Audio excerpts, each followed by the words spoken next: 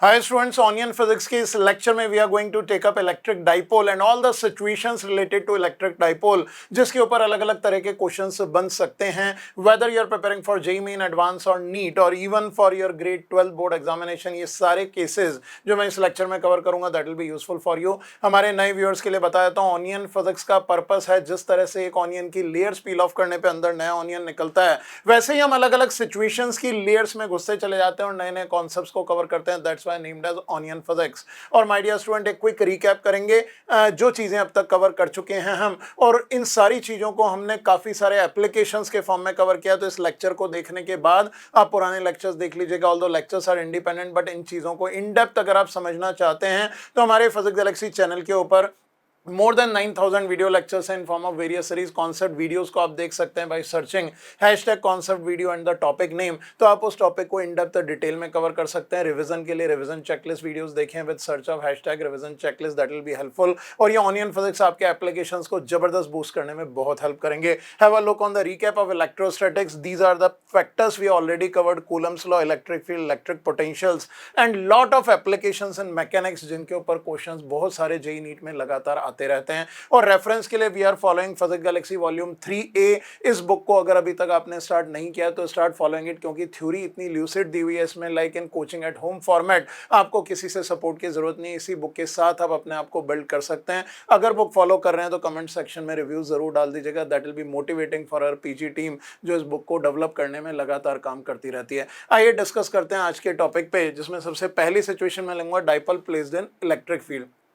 Electric dipole के बारे में आपको पता है, there is a minus charge and there is a plus charge fixed at a separation d. तो ये जो एरो है ये इसका डाइपोल मोमेंट बताता है। Dipole moment all of you know p vector is written as q multiplied by d vector. Theoretically you have covered. अगर dipole को हमने एक यूनिफॉर्म इलेक्ट्रिक फील्ड में डाल दिया, दो केसेस यहाँ पे क्विकली डिस्कस करते हैं। अगर यहाँ पे ई एक यूनिफॉर्म फील्ड है तो इन case of uniform field dipole के पॉजिटिव चार्ज पे आगे फोर्स लगेगा क्यूई, पीछे लगेगा क्यूई। ये चीजें आपने फंडामेंटल थ्योरी में भी करी होंगी, लेकिन मैं सिचुएशन फॉर्म में कॉन्सेप्ट्स को टेकअप करूंगा। तो ये जो आगे और पीछे इक्वल फोर्स लगते हैं, इसके कॉम्बिनेशन को हम कपल कहते हैं, इक्वल एंड अपोजिट फोर्सेज, जिनका नेट सम जीरो होता है लेकिन it produces a torque, and the value of torque does not depend on axis of rotation in case of a couple. That's what you need to keep in mind. तो यहाँ पे जो torque लगेगा that will be if the angle between electric field vector and the dipole moment is theta, this is written as QE multiplied by D sin theta, it is written as P cross E, this is QED sin theta. So ये torque आपको दिमाग में रखना है, that's more important in case of uniform electric field. net force on dipole अगर हम बात करें तो it comes out to be zero, क्योंकि equal and opposite है. So let us consider this as case 1 where electric field is uniform. अगर हम यहीं पे case 2 डिस्कस करें where electric field is given as a function of position, यानी electric field E as a function of x दिया हुआ है और हमने यहाँ पे एक dipole place कर दिया और से dipole is placed along the line of force. So in that case अगर ये माइनस और ये प्लस चार्ज है और dipole moment p वेक्टर है, तो यहाँ पे जो फोर्स हम कैलकुलेट करते हैं, this force is given as p dot d by dx. This is what you need to keep in mind. Dot product is taken up for the angle between P vector and electric field vector. Generally ये dot product differentiation के अंदर होता है, बाहर नहीं होता, लेकिन अगर dipole moment vector in the direction of field है तो डॉट प्रोडक्ट आप कहीं भी ले लीजिए, फर्क नहीं पड़ेगा, because it comes out as a cos 0 degree. So you should write it more appropriately as d over d x of P dot E. This is an appropriate way to write, because in a normal case interaction energy of dipole is written as minus P dot E. ये आप हमेशा ध्यान रखेंगे। और अगर interaction energy minus P dot E है तो in any conservative field जहाँ potential energy या interaction energy given होती है तो उस field के अंदर force can be written as minus of du by dx, तो minus cancel हो जाएगा, it is d over dx of P dot E. That's what you need to keep in mind. So अगर case ऐसा है कि ये dipole किसी theta angle पे प्लेस्ड है और इलेक्ट्रिक फील्ड इस डायरेक्शन में है और electric field is a function of x, this is not a constant, तो आप ये ध्यान रखेंगे यहाँ पे p का cos थीटा हम ले लेंगे, साइन थीटा के बारे में हम बात नहीं करेंगे क्योंकि y के साथ चेंज नहीं हो रहा है इलेक्ट्रिक फील्ड, बट x के साथ चेंज हो रहा है। तो इसके ऊपर जो along the direction of electric field force लगेगा, if this x direction, so force acting in x direction can be written as p into d by dx cos theta. This is what we'll consider, because यहाँ पे जो p cos theta component होगा dipole का, इस p cos theta पे ही force लेगा, क्योंकि P sine theta की अगर हम बात करेंगे electric field is not changing in y direction, in that case y direction के अंदर कोई फोर्स अपीयर नहीं होगा। तो यहाँ पे same relation P dot D by D x apply किया जा सकता है।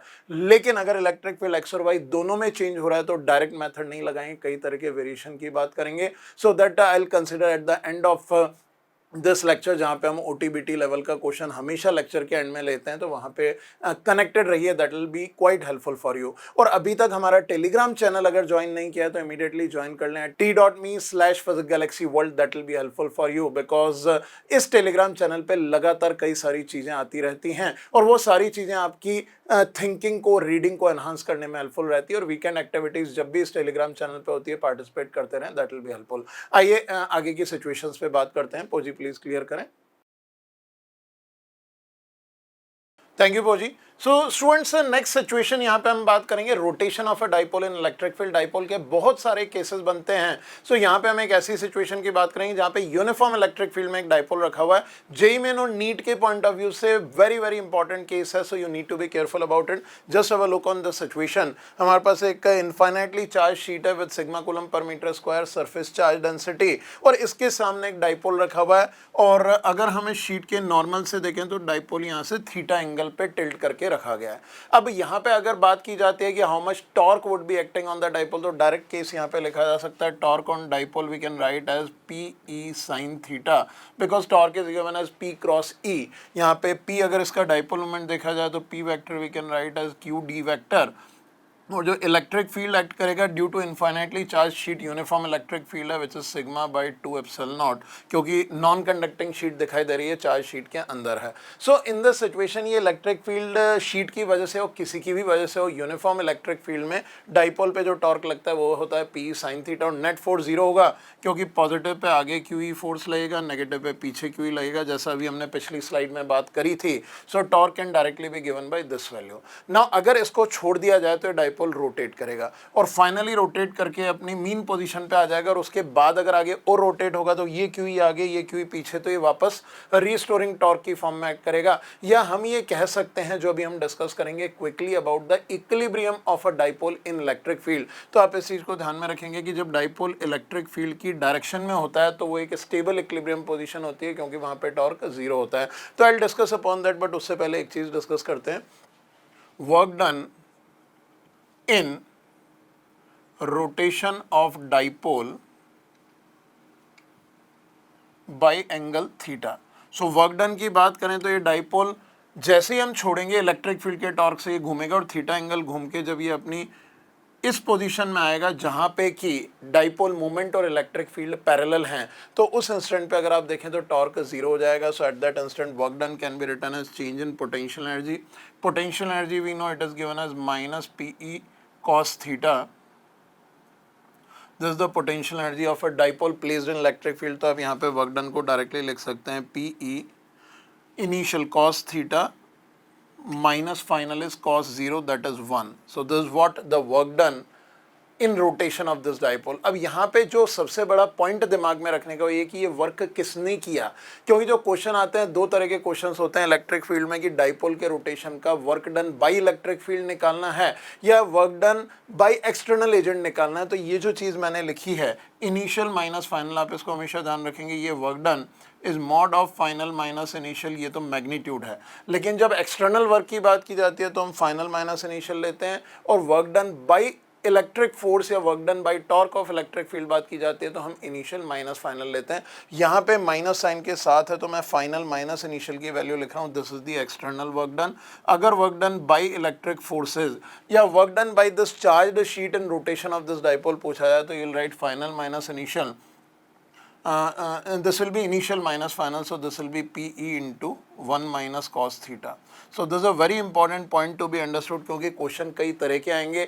कई स्टूडेंट क्या करते हैं, फार्मूला याद कर लेते हैं, थ्योरी के अंदर ये फार्मूला गिवन होता है, work done in rotation of a dipole is PE cos theta 1 minus cos theta 2। So my dear student ये ध्यान रखिए ये एक्सटर्नल वर्क का फार्मूला है।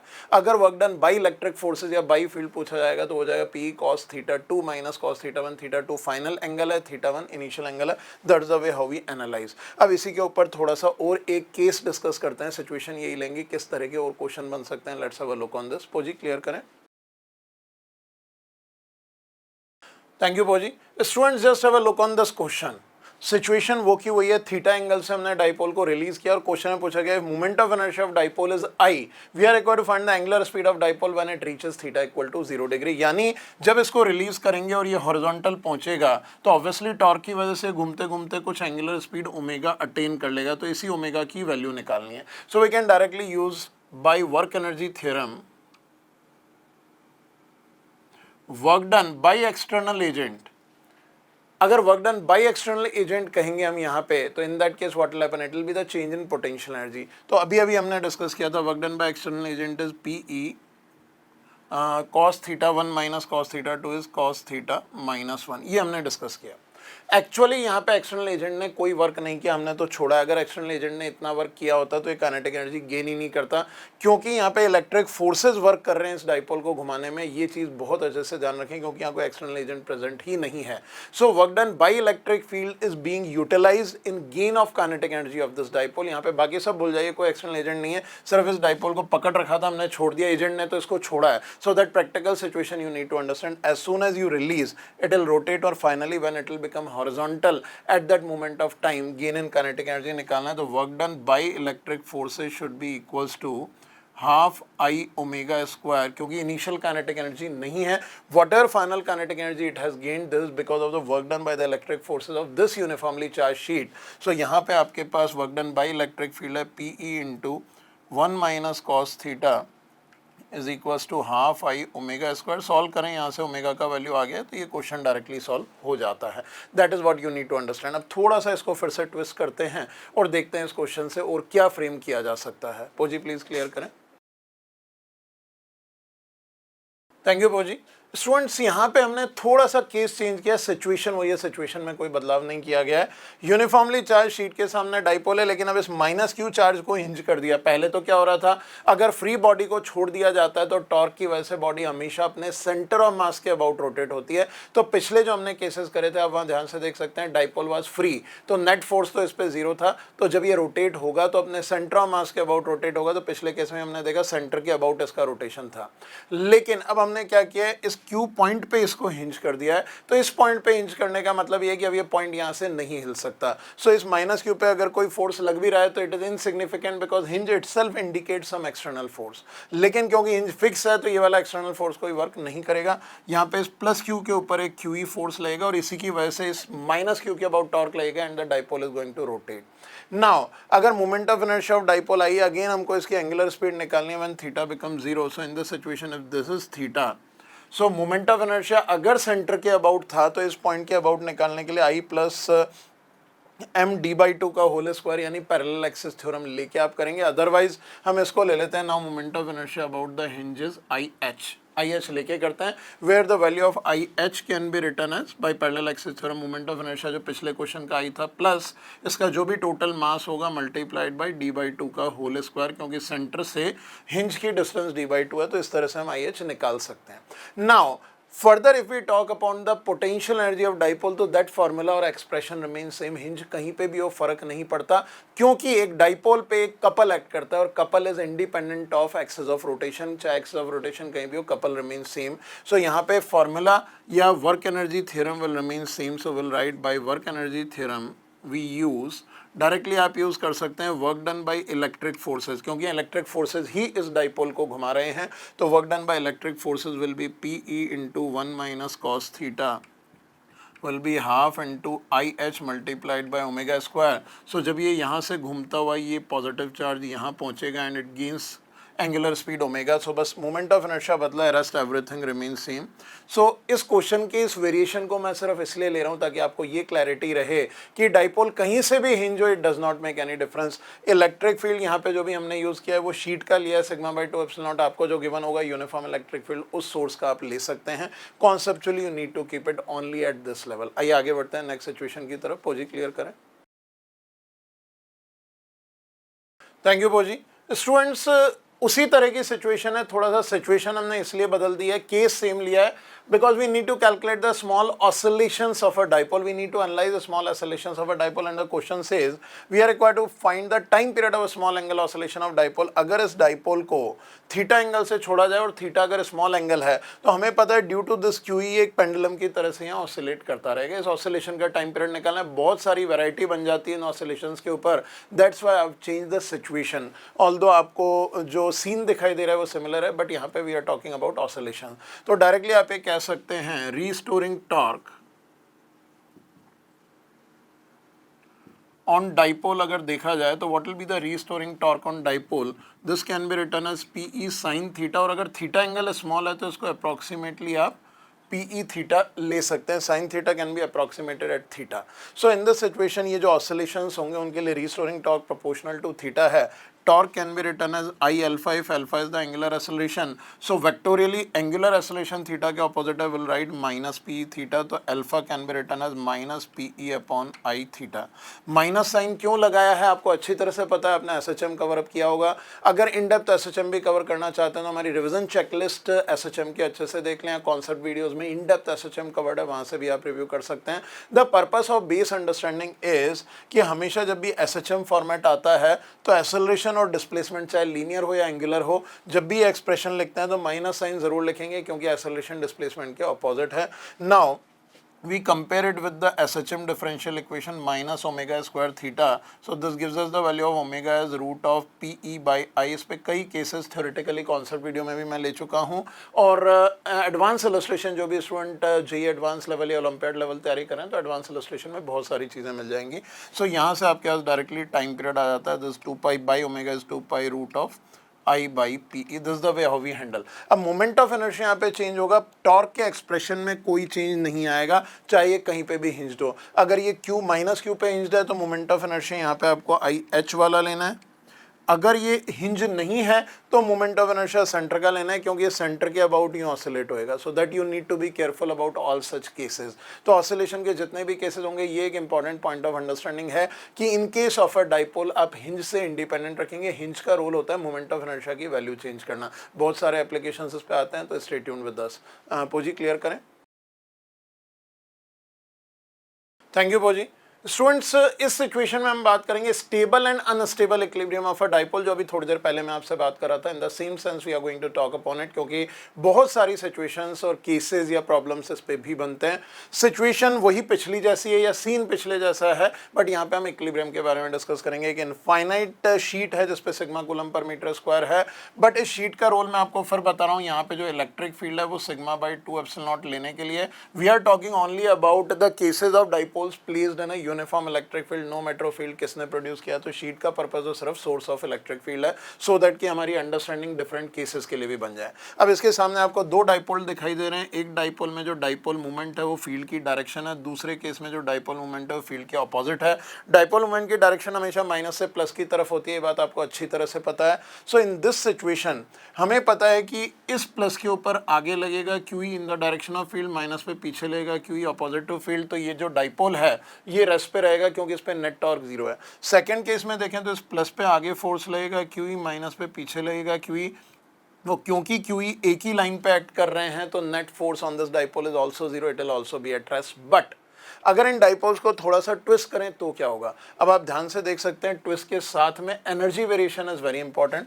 फर्स्ट केस के अंदर एनर्जी ऑफ डाइपोल होगी माइनस पी डॉट ई, यानी minus P E cos theta of the dipole. अगर एनर्जी की बात करें तो is minus P E cos 0 degree.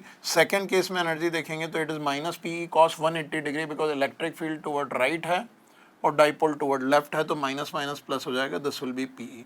So this is the situation of maximum potential energy of dipole in electric field and this is the situation of minimum potential energy of dipole. हम अच्छी तरह से जानते हैं किसी भी conservative field में एक बॉडी की पोटेंशियल एनर्जी मिनिमम होती है, तो this leads to the stable equilibrium position of the body. और जहाँ पे एनर्जी मैक्सिमम होती है this is the state of unstable equilibrium of the body. So ये डायरेक्टली लीड कर रहे हैं कि अगर डाइपोल और इलेक्ट्रिक फील्ड के बीच में एंगल 0 डिग्री होगा तो potential energy of dipole minimum होगी और स्टेबल इक्विलिब्रियम होगा, और अगर अपोजिट डायरेक्शन है तो ये मैक्सिमम पोटेंशियल एनर्जी होगी, अनस्टेबल इक्विलिब्रियम होगा। अब आप इक्विलिब्रियम की डेफिनेशन से भी चेक कर सकते हैं, और इन चीज़ों को इन डेप्थ पढ़ना है कॉन्सेप्ट वीडियो में आप इन चीज़ों को देख सकते हैं, या रिविजन चेकलिस्ट में भी ये सारी चीज़ें कवर्ड हैं, तो क्विक रिव्यू में वो हेल्प करेगा। यहाँ पे मैं एप्लीकेशन लेवल की बात कर रहा हूँ। सो यहाँ पे अगर आप ध्यान से देखें, इसको थोड़ा सा टिल्ट कीजिए, तो जो क्यू का टॉर्क है आप खुद एनालाइज कर लेंगे, वो इस डाइपोल को वापस से अपनी पोजीशन पे लाने के लिए टॉर्क डेवलप करता है। इन सेकंड केस अगर थोड़ा सा टिल्ट करेंगे तो अपनी इनिशियल पोजीशन से दूर भगाने के लिए वो टॉर्क डेवलप होता है। So unstable equilibrium is the one जहाँ मेन पोजीशन से दूर भागती है चीज़, और स्टेबल इक्विलिब्रियम जहाँ पे मेन पोजीशन की तरफ आती है। तो ये बेस फैक्टर्स आप ध्यान रखेंगे। Theoretically more than one choice correct के जेईई एडवांस में भी कई क्वेश्चन बन जाते हैं, even at the level of NEET. This is very very important, क्योंकि कई बार 3-4 स्टेटमेंट दिए होते हैं और क्वेश्चन में ऑप्शंस दे दिए जाते हैं 1 and 2 are correct, 2 and 4 are correct, 1, 2 and 4 are correct. तो थ्योरेटिकल लेवल के क्वेश्चंस में this really helps in overall understanding. आइए आगे बढ़ते हैं नेक्स्ट थीम की तरफ। पोजी प्लीज क्लियर करें। Thank you पोजी।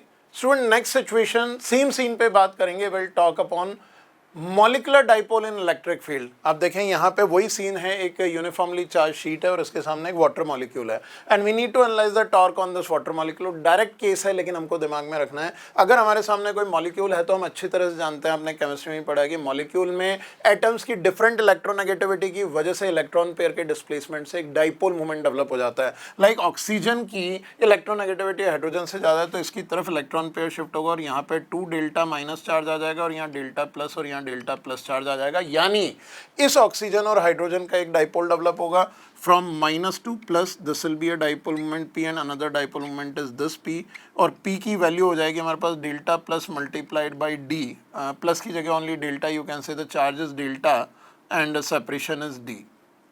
So if delta is the charge, then delta multiplied by D is the dipole moment developed between oxygen and hydrogen, and this minus delta and plus delta will also induce another dipole. इन दो dipole का resultant, क्योंकि dipole moment एक vector है, अगर इन दोनों bond के बीच का angle theta है तो यहाँ पे आप इसका रिजल्टिंग डाइपोल मोमेंट आप लिख सकते हैं PR is equals to 2p cos theta. I hope this clear to all of you, क्योंकि दो इक्वल वेक्टर अगर थीटा एंगल पे हैं तो उनका रिजल्टेंट होता है 2a cos थीटा। तो वेक्टर अगर p है तो 2p cos theta is the net dipole moment in this direction. अब अगर इस डायरेक्शन की बात करें तो इस शीट की वजह से electric field sigma by 2 epsilon naught, या whatever uniform electric field is there, वो इस डाइपोल मोमेंट की ही डायरेक्शन में है। सो इसका मतलब यहाँ पे अगर ये दोनों पैरेलल हैं तो नेट टॉर्क इस केस के अंदर आप डायरेक्टली लिख सकते हैं net torque is equal to 0 as angle between dipole and electric field is equal to 0। अगर इस डाइपोल को थोड़ा सा आप टिल्ट कर देंगे, if PR, this is important, the resultant dipole moment of the molecule, molecule तो किसी भी ओरिएंटेशन में रखा जा सकता है, resulting dipole moment of the molecule यहाँ पे मैंने अलग अलग करके निकाला है, is at angle theta to electric field vector। तो इसके ऊपर टॉर्क डायरेक्टली आप लिख सकते हैं PE sin थीटा। सो यही चीज़ आपको ध्यान में रखनी है। आप जिस भी तरह का मॉलिक्यूल लेंगे, अगर उसके मॉलिक्यूल की डायमेंशंस गिवन है, बॉन्ड लेंथ गिवन है और चार्ज का डिस्प्लेसमेंट गिवन है कि कितना पॉजिटिव और कितना नेगेटिव चार्ज आ रहा है, तो किसी एक पर्टिकुलर एलिमेंट के एटम जिसकी इलेक्ट्रोनेगेटिविटी ज़्यादा है, वहाँ पे अगर ज़्यादा चार्ज है तो इसको दो चार्ज में स्प्लिट कर दीजिए, एक चार्ज इसके साथ डाइपोल बना देगा, एक इसके साथ डाइपोल बना देगा, and resulting dipole moment we are going to use. लेकिन कई बार ऐसा होता है कि रिजल्टिंग डाइपोल मोमेंट एलिमेंट का 0 होता है, और अगर रिजल्टिंग डाइपोल मोमेंट 0 है, कोई लीनियर मॉलिक्यूल है और उस लीनियर मॉलिक्यूल के इलेक्ट्रॉन पेयर डिस्प्लेसमेंट होने की वजह से चारों तरफ या दोनों तरफ या तीनों तरफ एक सिमेट्रिक मॉलिक्यूल बना और उसका डाइपोल मोमेंट 0 आ गया, तो in that case electric field का उस पर कोई इफेक्ट नहीं पड़ेगा, क्योंकि जब तक डाइपोल नहीं है तब तक कोई टॉर्क एग्जिस्ट नहीं करेगा। सो ये एक छोटा सा केस मैंने लिया है जो आपको दिमाग में रखना है। इस तरह की बहुत सारी सिचुएशंस आपके सामने आएंगी। इसी का एक और स्टेप अहेड होता है डिस्ट्रीब्यूटेड डाइपोल। नेक्स्ट सिचुएशन में वही ले रहा हूँ, just have a look on this. Poji please clear करें। Thank you Bhoji. स्टूडेंट्स एक लास्ट यहाँ पे केस ले रहा हूँ डाइपोल के इलेक्ट्रिक फील्ड को लेके, जो इस लेक्चर में हमने बातें करी हैं उसी से related, that is distributed dipole in electric field. Obviously जैसा मैंने पहले भी कहा कि लास्ट क्वेश्चन हर लेक्चर का हम ऑनियन फिजिक्स में कोशिश करते हैं OTBT लेवल पे डिस्कस करें, that's what we are taking over here. So JEE advance के स्टूडेंट्स के लिए तो ये बहुत ही इंपॉर्टेंट क्वेश्चन है, जेईई नीट के स्टूडेंट्स के लिए भी काफ़ी यूजफुल है, तो just stay tuned over there, क्योंकि पुरानी एडवांस के क्वेश्चन कई बार मेन में आ जाते हैं और जेईई के आए हुए क्वेश्चन नीट में भी पूछ ले जाते हैं, तो स्टे ट्यून्ड विद दैट। और इससे रिलेटेड बहुत सारे रिसोर्सेज और क्वेश्चंस हमारे टेलीग्राम चैनल पे हैं। मैं फिर से कह रहा हूँ, अभी तक ज्वाइन नहीं किया है तो विद ऑल द रिसोर्सेज अपने आप को स्ट्रेंथन करते रहो। Join at t.me/physicgalaxyworld, that's very important. और जो पूरे के पूरे थ्योरेटिकल लेवल पे हम केसेस डिस्कस कर रहे हैं, we are following Physics Galaxy volume 3 book, link pin comment में, अभी तक स्टार्ट नहीं किया है तो इस बुक को पूरी एनर्जी के साथ फॉलो करना शुरू कर दो, दैट्स वेरी वेरी इंपॉर्टेंट। सो अगर हम प्रैक्टिकल ग्राउंड के ऊपर बात करते हैं, सो एक सिचुएशन यहाँ आपको दिखाई दे रही है, find maximum angular speed attained by half ring. यहाँ पे एक हाफ रिंग गिवन है जिस रिंग के सेंटर के ऊपर एक माइनस क्यू चार्ज है और प्लस क्यू चार्ज डिस्ट्रीब्यूटेड है हाफ पार्ट के ऊपर, और ये जहाँ पे माइनस क्यू उसी जगह पे हिंज है और यहाँ पे एक चार्ज शीट है। अब आप ध्यान से देखेंगे तो इस चार्ज शीट का इलेक्ट्रिक फील्ड तो राइटवर्ड एक्ट कर रहा है। अब ये प्लस और माइनस इक्वल चार्जेस है, जिसमें माइनस क्यू तो सेंटर पे कॉन्सेंट्रेटेड है लेकिन प्लस क्यू डिस्ट्रीब्यूटेड है हाफ रिंग के ऊपर। सो इन दैट केस छोटे छोटे खूब सारे डाइपोल्स यहाँ पे बन जाएंगे। अगर यहाँ पे एलिमेंटल चार्ज डी क्यू लेंगे तो यहाँ पे एक माइनस डी क्यू और ये प्लस डी क्यू मिलकर एक डाइपोल मोमेंट बना देगा। उसी के करस्पॉन्डिंग एक डाइपोल मोमेंट यहाँ होगा, एक यहाँ होगा, एक यहाँ होगा। तो खूब सारे डाइपोल्स हैं इस तरह के सिस्टम को जिसमें एक चार्ज कॉन्सेंट्रेटेड होता है और एक डिस्ट्रीब्यूटेड है, या दोनों भी डिस्ट्रीब्यूटेड हो सकते हैं। काफ़ी एडवांस लेवल पे चल जाते हैं तो उसके बारे में बात नहीं करेंगे। इस तरह के सिस्टम को कहा जाता है डिस्ट्रीब्यूटेड डाइपोल। अब ये डाइपोल हमने एक चार्ज शीट के सामने रख दिया। नाउ इन दिस सिचुएशन अगर इस रिंग को छोड़ दिया जाए तो ये रिंग क्लॉकवाइज रोटेट करेगी, क्योंकि इस प्लस क्यू के ऊपर इलेक्ट्रिक फील्ड का एक टॉर्क लगेगा। Due to that torque it will rotate clockwise. तो क्वेश्चन में पूछा गया we are required to calculate the maximum angular speed attained by this half ring. मैं इस क्वेश्चन को यहाँ सॉल्व नहीं कर रहा हूँ, I am leaving it as an exercise for you. जो भी स्टूडेंट इस क्वेश्चन को सॉल्व करते हैं, एडवांस वाले तो जरूर करें, मेन वाले भी करें, और आंसर निकाल के कमेंट सेक्शन में पोस्ट कीजिए।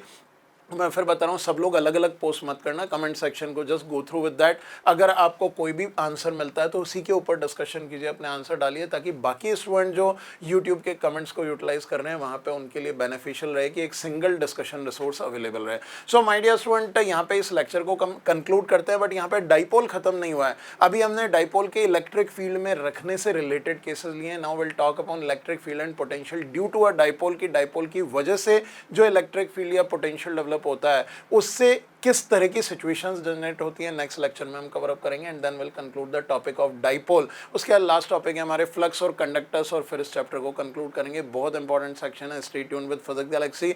चैनल सब्सक्राइब नहीं किया तो इमीडिएटली सब्सक्राइब कर लो। Wish you all the best.